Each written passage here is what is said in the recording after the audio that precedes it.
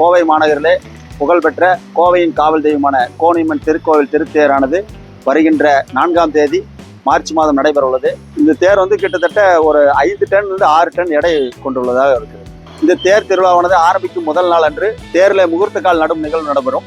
அதனைத் தொடர்ந்து மேலே இருக்கின்ற இந்த மரங்களால் ஆன பொருட்களுக்கு பேர் சட்டம் என்று பேர். இந்த சட்டம் மாற்றும் நிகழ்ச்சி நடைபெறும். அதனைத் தொடர்ந்து தேர் அலங்கார பணிகள் நடைபெறும். அதனைத் தொடர்ந்து வண்ணம் அடிக்கும் நிகழ்ச்சி நடைபெறும். இந்த தேரில் பிரம்மா தேரை இயக்க பக்தர்கள் வடம் பிடித்து இழுக்க இந்த தேர் பவனி வர இருக்கிறது. இதற்கு முட்டி என்று பெயர். இதை கொண்டுதான் தேரை திருப்புவோம். இது தேர் ரன்னிங்ல இருக்கும்போது இதை இப்படி வைக்கிறப்போ ஆட்டோமேட்டிக்காக தேர் திரும்பும். திருப்பறக்கு பொதுவான கூட்டங்கள் அதிகமாக இருக்கிறப்போ தேர் வேகமாக இழுத்தாங்கன்னா இது நிறுத்தறக்கும் இந்த தேரில் இதுதான் பயன்படும். இப்படி வைக்கப்பட்டால் தேர் நிற்கும். இந்த சைடில் வச்சு இப்படி திருப்பணும், திரும்பிட்டு தேர். இது புளிய மரம் மற்றும் வாகை மரங்களால் செய்யப்படுகிறது. ஏன் மற்ற மரங்கள் பார்த்தீங்கன்னா இலகுவா மாறாது, வெடிக்கும், உடஞ்சிரும். இந்த புளிய மரம்லாம் பார்த்தீங்கன்னா சக்க மாதிரி ஆகும். அப்போ திருப்பறக்கு கொஞ்சம் வசதியாக இருக்கும். அதில் எண்ணெய் மற்றும் வாழைப்பழங்கள் வைத்து திருப்புவதற்கு ஏற்பாடு செய்வோம்.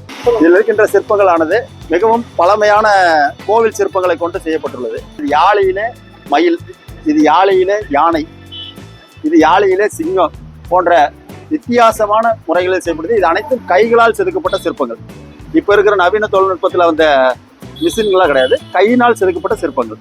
இந்த தேரானது இந்த பூதகணங்களால் தாங்கி நிற்கப்பட்டு அதற்கு மேலே தட்சிணாமூர்த்தி, முருகர் போன்ற தெய்வங்களுக்கு மேலே சிவன், பார்வதி, பிரம்மா, விஷ்ணு போன்ற தெய்வங்கள், அதற்கு மேலே பார்க்கடல் பள்ளி கொண்டிருக்கின்ற பெருமாள், நந்தி தேவதை மேலே அமைந்திருக்கின்ற சிவபெருமான் போன்ற அரிய வகை சிற்பங்களால் செய்யப்பட்டிருக்கிறது.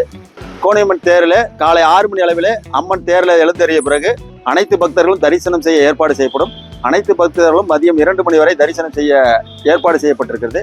அந்த 2 மணிக்கு மேல் தேர் இழுக்கும் நிகழ்வு நடைபெறும். தேர்முட்டி மைதானத்திலிருந்து தேர் நிகழ்வு நடைபெறும். இதைத் தொடர்ந்து ராஜவீதி, பெரிய இடை வீதி, கருப்பொன்று வீதி, வைசால் வீதி போன்ற வழிகளில் தேர் மறுபடியும் மீண்டும் இதே நிலைக்கு வந்துவிடும்.